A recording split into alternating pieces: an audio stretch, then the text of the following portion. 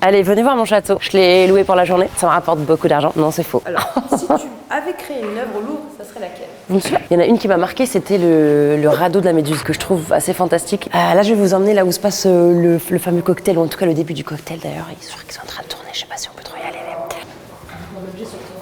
Il n'y a pas de sortie, on est coincé. C'est mon château, mais je connais pas très bien. Sortie de secours. Est-ce qu'on fout la merde si on sort d'ici? Je sais pas. Mais vous savez quoi? On va visiter les camions techniques, ça va être super. Les camions des équipes qui sont juste là avec tout leur matériel. Nous avons éventuellement le son, les accessoires, etc. C'est un objet de tournage que tu aimerais bien avoir. En vrai, j'aime bien prendre des souvenirs de mes tournages. Vous savez ce qu'on m'a offert, qui était très particulier? En fait, pour le masque, on a moulé mon visage. Le mec qui a fait le moule, il est venu sur le plateau parce qu'il avait ramené le masque et il m'a offert mon visage du coup moulé. Tu le regardes, c'est très particulier parce que, en fait, tu sais, j'avais les yeux fermés. J'avais quelque chose de très apaisé dans mon visage, presque mort. Même lui, il m'a dit, écoute, je te préviens, je sais qu'il y en a pour qui c'est particulier. Ça peut être malaisant, gênant. Je te le donne, t'en fais ce que tu veux si tu veux le jeter. Mais en fait, je trouvais que la symbolique, qu'il y avait quelque chose derrière déjà par rapport à Belphégor, le masque évidemment. Ça fait un bon souvenir, ce tournage qui est de toute façon un peu particulier en soi, tu vois. Est-ce que tu as un rituel avant le tournage? Non, j'ai pas tant le rituel, c'est vraiment le temps que je passe chez moi avant qui me compte. Je sais, même si je fais une toute petite nuit, j'aime bien essayer de me réveiller quand même un peu pour prendre le temps, surtout de faire mon matcha latte. Je suis une fan de matcha, je sais qu'on aime ou on déteste. Moi j'adore ça et je le fais toute seule. Et d'ailleurs, tips, le matcha à la rose. C'est fabuleux et le matin j'adore prendre le temps chez moi de faire ça. Allez, venez. Et puis oui, le matin il y a vraiment le truc où tu passes à l'HMC. Moi j'aime bien passer d'abord au maquillage, ensuite à la coiffure et ensuite au costume. Enfin, les costumes le permettent. Et puis j'aime bien ce rituel là où tu te mets dans le bain tout doucement avec des gens que t'apprécies beaucoup. C'est doux le matin, c'est apaisé, c'est apaisant. Voilà quoi. Je suis une actrice simple, vous savez. Salut les gars! Comme vous pouvez voir, il y a une belle joie de vivre sur ce tournage, on est très bonne humeur, on est très contents. Tout le monde est génial et malgré les journées longues et les séquences assez costauds, on a une équipe formidable qui fait que tout se passe très bien. La cantine, c'est le meilleur moment de la journée. Allez. Quel âge après que tu es allée au Louvre? Il me semble que c'était quand j'avais 10 ans. Quand j'étais jeune, ma grand-mère m'avait promis qu'à 10 ans, elle m'emmènerait à Paris. Moi, je suis algérienne, on vivait en Algérie. Et je crois qu'elle l'a fait. Et il me semble qu'on a fait un peu tout le parcours touristique. On est monté à la Tour Eiffel et on est allé au Louvre. À 10 ans, je ne comprenais évidemment absolument rien. Je n'avais aucun intérêt pour ce que je voyais. Mais je pense que c'était quand j'avais 10 ans. Et c'est marrant d'y retourner maintenant à 35 ans pour tourner dedans. Allons-y, on passe par là. Ce ne sont que des bonbons. Oh non, ça a fondu. Une adresse food à nous recommander à Paris? Ça m'a collé aux dents, je vais mâcher un peu, je vais faire beaucoup de bruit et après je te réponds. Le Gojo dans le 5e, restaurant éthiopien. J'y suis allée il y a hyper longtemps quand j'étais à Paris étudiante. Je sais même pas, je devais avoir 24 ans. Donc là, 11 ans après, le resto genre il a pas changé. La bouffe est exceptionnelle. Est-ce qu'il y a un ou une artiste qui t'inspire? J'ai pas genre de personnes qui m'inspirent, mais tu vois par exemple typiquement là, la personne à laquelle je pense ça va être pas un bien sous, mais Gisèle Pellicot, tu vois, avec l'actualité où tu te dis purée, ça c'est des femmes quand même qui osent, qui parlent, qui ont un courage monstrueux, une dignité dingo avec ce qu'elle a vécu et qui bousculent complètement la société et qui laissent une trace indélébile et qui font avancer les choses. Franchement, je pense que je toucherai à rien. Vraiment, je me pose souvent la question quand tu vois des films comme ça un peu où tu as le droit de revenir, de repartir, de voir. Et je trouve ça un peu nul parce que je pense qu'on est vraiment à la place où on doit être. Et surtout, t'imagines, si t'avançais en sachant ce qui allait se passer demain. C'est nul, il n'y a plus de surprise, il n'y a plus rien. En plus, t'aurais le stress de faire les bons choix tout le temps pour arriver là où tu devais arriver. J'y toucherais pas moi autant.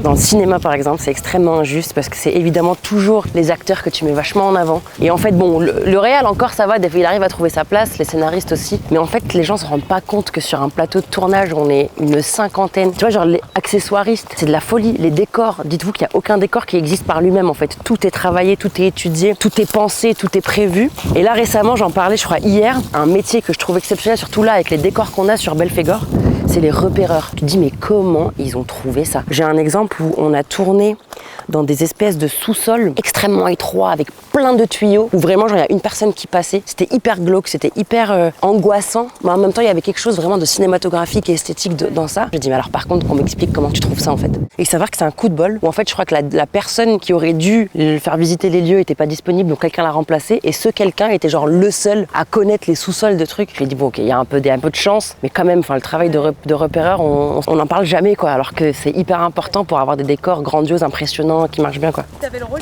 J'ai pas passé de casting pour être prise pour le rôle et ça a été, j'en suis quand même assez fière. C'est qu'on est venu me chercher. C'est mon agent qui m'a dit, écoute, il y a un projet où j'aimerais bien que ce soit toi. Ils veulent t'en parler. Et c'est moi qui étais pas sûre au début parce qu'il y avait pas de scénario. Donc c'était vraiment, je voulais attendre d'avoir tout pour être sûre de là où j'allais. Et surtout, j'avais peur en fait de rencontrer Jérémy et de matcher et de me dire merde, en fait, je vais peut-être pas le faire. Enfin, ça m'aurait vraiment saoulée parce que pour moi, il y a un rapport humain quand même qui est assez important et voire primordial. Et donc, au fur et à mesure, en fait, j'ai rencontré donc Aude Albano de Pâté et Jérémy Mingui, le réalisateur. Et en fait, ils m'ont pitché et de voir la passion qu'ils avaient déjà pour Belfegor. Je sentais qu'ils avaient bien travaillé en amont, qu'ils avaient fait beaucoup de recherches. Moi, c'est ce que j'aime, tu vois, c'est la crédibilité des choses, c'est le réalisme des choses. Ça s'est vraiment fait au fur et à mesure, quoi. Donc, j'ai pas eu ce truc d'appeler en disant j'ai eu le rôle. C'est plus genre je suis contente, on va y aller, ça va être génial, tu vois. Ouais, je dirais pas, j'ai pas tant de musique qui me détend, moi c'est plus, j'ai besoin de la musique pour me booster. Bah oui, le matin en fait c'est ça dont j'ai un petit peu besoin parfois quand je suis un peu molle ou que j'ai passé une mauvaise nuit ou quoi. En ce moment je suis à fond sur Lady Gaga, Abracadabra. Ou sinon, Charlotte Cardin. Feel good, bah oui, comme son nom l'indique. Pardon, comme je viens de déménager en fait, j'ai pas encore installé tous mes meubles. Voilà, donc on fait avec ce qu'on a, on emprunte un peu aux techniciens et tout, ça marche bien. Installez-vous, je vous en prie. Si t'avais un super pouvoir, ça serait quoi? Me téléporter. Super pouvoir de téléportation, je crois que c'est mon rêve absolu. C'est vraiment un truc que j'ai découvert peut-être avec l'âge et la maturité. Plutôt The White Lotus ou The Last of Us? The White Lotus, j'ai pas encore fini la dernière saison, je crois il me reste 2 épisodes. Et The Last of Us, je crois que j'ai même pas envie de m'y mettre parce qu'on a tellement été spoilés sur les réseaux, les gens, c'est un enfer. Franchement, tu veux aller juste chiller tranquillou entre 2 prises sur TikTok et t'as tous les extraits de ce moment absolument dramatique. La saison 1 de White Lotus, elle est incroyable. Pardon.